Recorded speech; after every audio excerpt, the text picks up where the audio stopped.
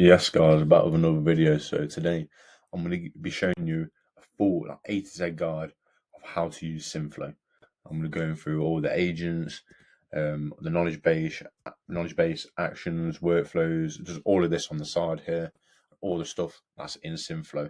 Also, I'm going to be going over the best settings to be giving your agents, and I'm also going to be giving you for completely free. It's going to be the craziest prompting guide that you're going to see on YouTube, right? I've got 11 pages worth of prompting. I've given you inbound prompts with all placeholders, so no matter what niche you're in, it doesn't matter. You're going to be able to use these prompts. I'm going to be giving you instructions of how to put whatever you need in these placeholders. So just stick around for that. I'm going to be going through that. But to start off with Synthflow, if you don't know what Synthflow is, it's a voice AI, and you can create AI callers on here. And I think personally, I mainly use Synthflow. I think Synthflow's the best when it comes to voice AI, because you also can have workflows in here. Yeah, I'm just going to be showing you a full guide of Synthflow and why I think it's the best. So over here, this is where we have agents. We'll be getting into how you can create agents, but obviously from here to create agent, we're not going to do that just yet though. But just here's where you're going to be creating your agents. Below is your knowledge base, so anything you have around your business, so like obviously business names, like the products that you sell, just any knowledge or any information around your business, you could put it into this knowledge base. But the prompting we're going to be giving you, you won't need to create a knowledge base, because it should give enough context to the AI for it to know what's around your business. So here we have actions, and this is real-time booking. So on the phone, when I've used voice callers like Vappy, I've had to connect it to external automations for it to book the call over the phone. But with Synthflow, you can just come to create, and what you'd have to do, if you have a GoHighLevel account, you would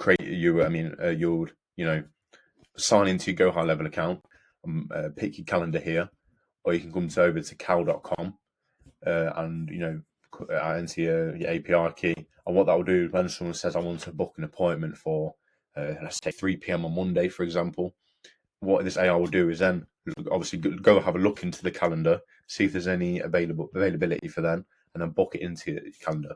But let's say you don't use cal.com or Calendly, and you would use cal.com and GoHighLevel, and you use Calendly, for example. You could just come down to the send SMS action here, and then like I have here, you have the SMS content. So this is what is obviously going to be sent, and under what conditions should it take place. So let's say like the user said they want to book an appointment, the AI will obviously then detect this and then send over an SMS to that number. But we also have call transfer. So I don't know, let's say someone sounded angry and they wanted to speak to a manager. You could just go over to a call transfer, type in a number here, validate it, and there you go. We also have information instructors. So let's say I got one here. So vehicle details, and what specific damage in vehicle details does the user provide, or this, and this is for when you need to obviously extract information around a certain thing. So this would be used for like a garage or a car manufacturer, anything like that. And if you come to create, they've got loads of different ones. So yes or no questions, like here they have appointment booked. Did the user book an appointment? You got single choice, so restrict the AI to choose from predefined options. And we also have open-ended questions as well. So let the AI find out the answer using examples. So we've got like stuff like email, customer support concern, appointment information, and I don't really play around with them single stuff. There's a lot of open and yes and no questions. But like I just said, I've already been over the send SMS. So this could be for another use case. Let's say you have a refund policy, and you want to, you have a certain website where you can go through a refund process. You could maybe send that. It's all just an example, but it's really easy to use. And that's what I like about Synthflow. It's really easy to use if you're a beginner. Also come here to custom action.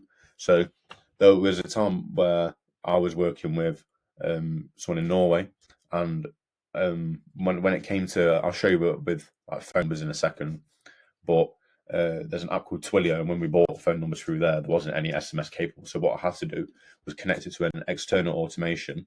So when the AI detected that someone wanted to book a call, it would then send it from an SMS capable number. But then I had to do that through a custom action here.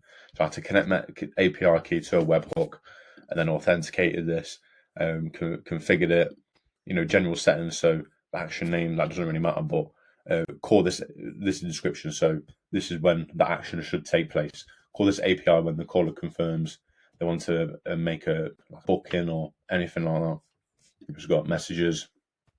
And what this is, let's say for your custom action, let's say mine there was to send that booking link through another number. You can have the start message, okay, send that whatever, or send, or whatever your custom action is, because there's so many that you could have, right? And you could just put little messages here, like if it's being delayed, if there's a failure. We've also got workflows here, and I don't know if whoever's watching this, like if you've used Make or anything, but they've got so much stuff in here in Synthflow. So you've got a Google Sheet. So let's say let's have a scenario where it needs to look down a Google Sheet, so it needs to see what time that person on the phone has an appointment for. The AI could ask, what's your name? It could no, obviously the guy would, or whoever's on the phone would say their name, and you could just go down, and I believe it would be get row, or there should be one called search row, but you could make a HTTP request to do that. But yeah, you got loads of stuff down here. So if you keep coming down, you've got literally like Airtable, Amazon, Apollo Leads, Apify. It is crazy. You could create so many automations in here. Also got Calendly, so you can make a custom API call. So you could actually have this AI on the phone, but instead of sending the link, you could have it where it books it already automatically into your calendar through the webhook. And yeah, that's obviously for external automations in like stuff like Make, but I'm not going to go over specifically that today.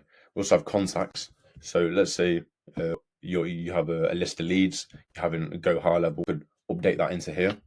And if you have a CSV, a Google Sheets full of leads, you could download that as a CSV and import all your contacts into here as well. And phone numbers. So you could easily buy phone numbers in here, but the only bad thing is that it's only USA numbers, Canadian numbers, and Australian numbers, I believe. If I was to come to here, yeah. I think for the Australian numbers as well, you have to have a address requirement, but you also want it to be SMS capable if obviously you want to send SMS. But like I was on about Twilio earlier, if you wanted to, let's say you've already bought a number in Twilio, you want to come to integrations, come down to Twilio, and then obviously just put it should be in your account dashboard in Twilio. Just put all that good stuff in, and then you have all of your listed numbers.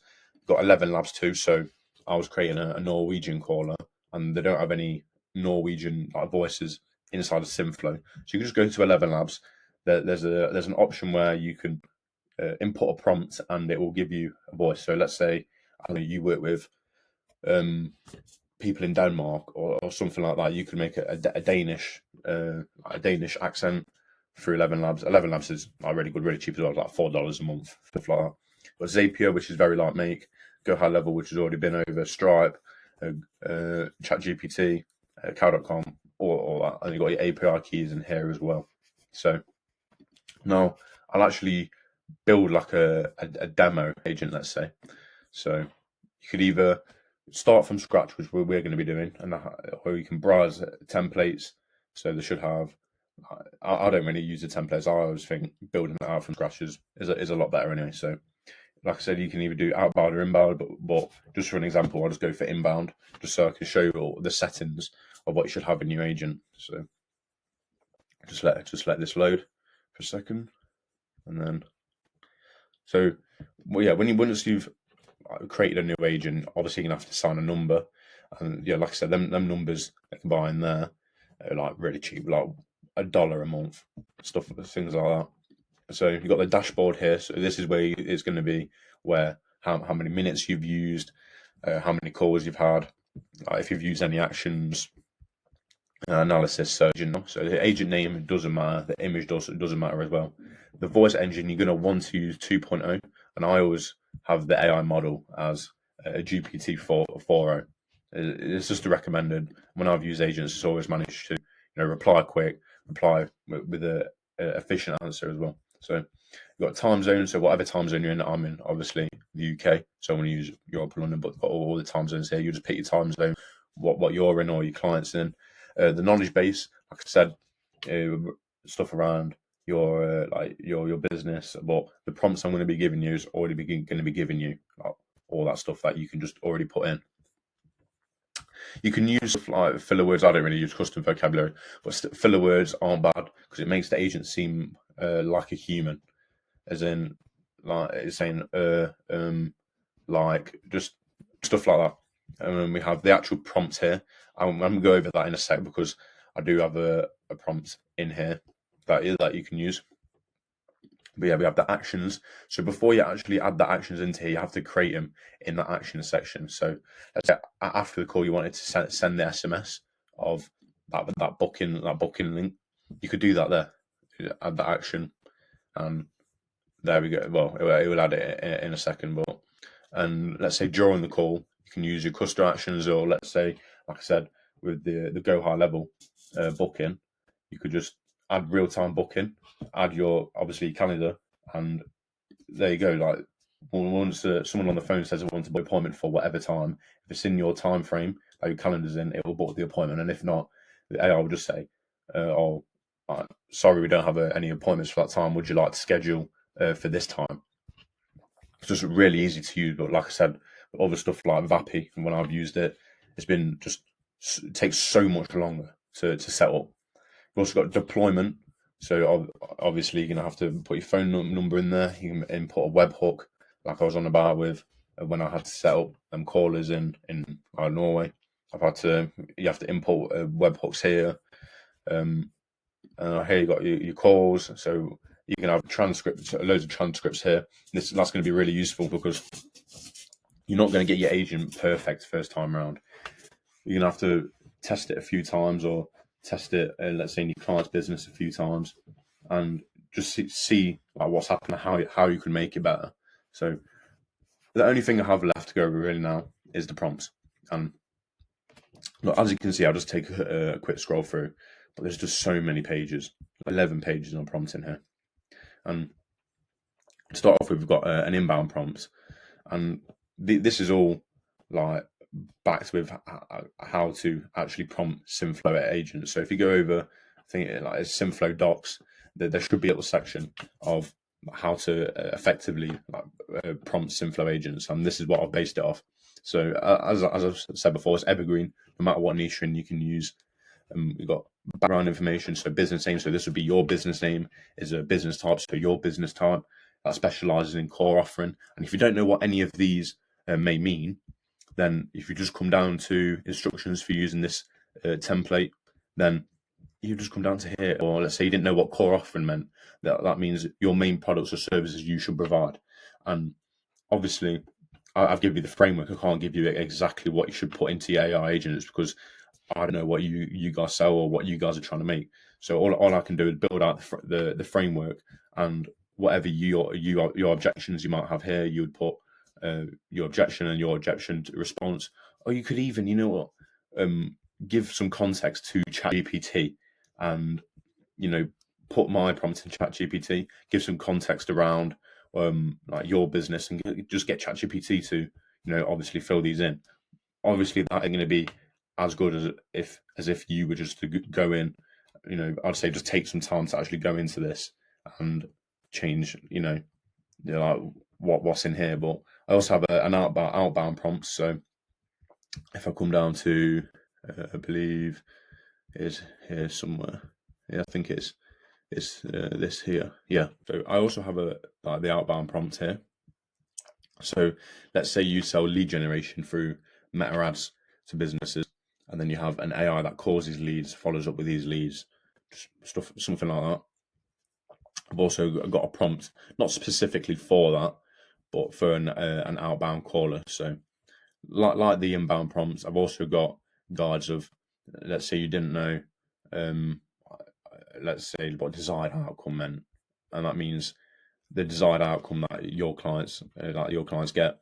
Obviously, I've got everything here, so if you just take a little bit of time just to go through this, it's really going to help you. If you if you have no idea how to prompt, even for intermediates, this can definitely help you as well. So that's that for today. I hope you got value from this Synthflow video, and I'll see you in the next one.